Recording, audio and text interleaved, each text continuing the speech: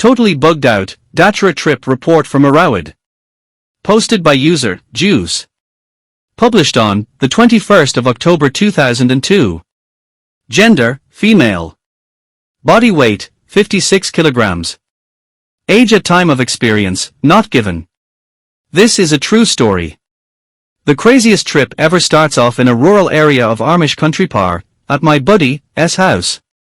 A few of my friends have come upon a new drug that seemed to be cool. This drug Jimson weed was a small black seed that had a taste almost like nuts or a sunflower seed. Many of my friends had been dabbling with this drug now for a few weeks, taking a few pinches and then teaspoons, trying to experience a trip type deal. When the cash flow was limited and a good friend Brent and I had nothing better to do one night, we decided to dance with the devil. We ate probably 5 to 7 full spoonfuls, I'm not quite sure. It was a decent amount. Once I left his home, when we were walking towards Brent's car, we both looked at each other in disbelief because we saw a bunch of little schoolgirls running across the street, all in little white and blue skirts with blonde pigtails. Then on the ride we started to lose our cigarettes and lighters. Or we thought we were. Most of the times you never even had a cig. All hallucinations. Once this happened, the rest of the night is pretty much a blur.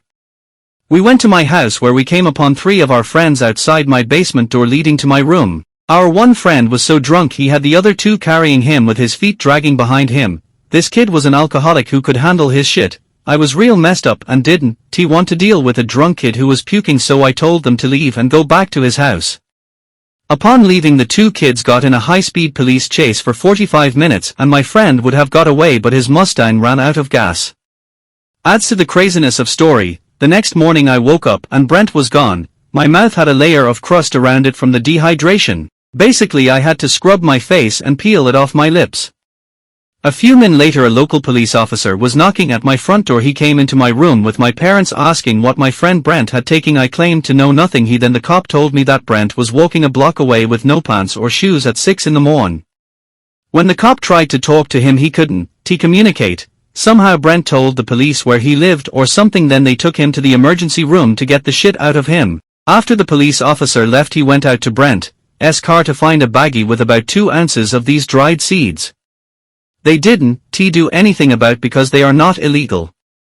In Brent's pants was an 1/8 of weed and a wallet, and to this day it has not been found. When the police was at my house, I somehow sobered up to the point where I could communicate, but after that it was all over. I tripped for possibly 24 more hours. I went upstairs to talk to my parents about what happened. During a meaningless conversation with them, I tried to convince them I wasn't indeed under the influence of anything. I ended up trying to prove to them I wasn't messed up, so I proceeded to write the ingredients down from the back of an ice cream container, but when I wrote the ingredients down they made no sense whatsoever. My writing was random lines, circles, and scribbles. I tried to convince my parents that those were indeed the ingredients, which they were not at all even close to words. When talking you thought you knew exactly what you were saying, but when you spoke it was all jumbled words that meant nothing. My parents knew something was wrong. They moved me to a bedroom to rest. I sat in this room and hallucinated for quite some time. I was wrapped in an orange blanket on a bed looking at a ceiling fan. Then my friend Ben was hanging off the ceiling fan. Then he proceeded to run and play hide and go seek with me in my house. Then I would hear voices of friends saying, "Ali oxen free." The age-old hide and seek phrase. After this happened I ran around my whole house looking for these friends. I thought that they were all hiding in the closets. It looked as if I could see them in the clothing and also hanging on the hangers, and then they would disappear. I would move the clothes yelling, "Come out." I thought this was a big game, all and everyone was against me. After this I think I went back to the bedroom and sat in the blanket. I decided to eat, or I thought that I was eating. I had a plate and utensils on my lap, and whenever I would look up something would disappear until I had nothing, and I was throwing the blanket in the air out of disbelief looking for the fork and meal that I just had. Then sometime my girlfriend came over. She really didn't and I had long conversations with her, and I walked her out to wait for her mom. I was sitting on my front porch thinking that I was kissing my girl with my arms around her. I went back inside to my room in the basement. I looked up at the ceiling and bugs just started to fall everywhere. I tried to jump on a lot of them. They would disappear and friends would appear. The hide and seek game continued in the basement. Then I went outside the basement to find Kurt, now hiding in the rocks. This was upsetting me that all my friends were hiding from me because from afar I could see them. Then once I got close everyone would mold into the surroundings. I sat on my couch when one of the pillows turned into some Komodo dragon looking thing exactly like the ones in Fear and Loathing Las Vegas. I didn't see the movie until after this experience, but the dragon started licking me with its tongue. It was scaring me quite a bit, so I ran upstairs. At this point in time my dad had called one of my friends, Kurt, to come and calm me down because I was running all over the house looking for him. This initiated a little bit of a reality check for me because I just got done looking for this kid outside my house in some rocks. A few hours after Kurt had left I was almost sober and I was just wondering what the hell happened.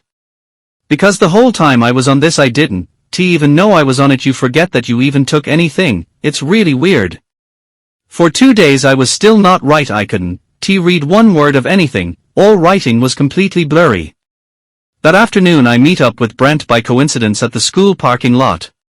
He told me the horrors at the hospital while entirely out of his gourd.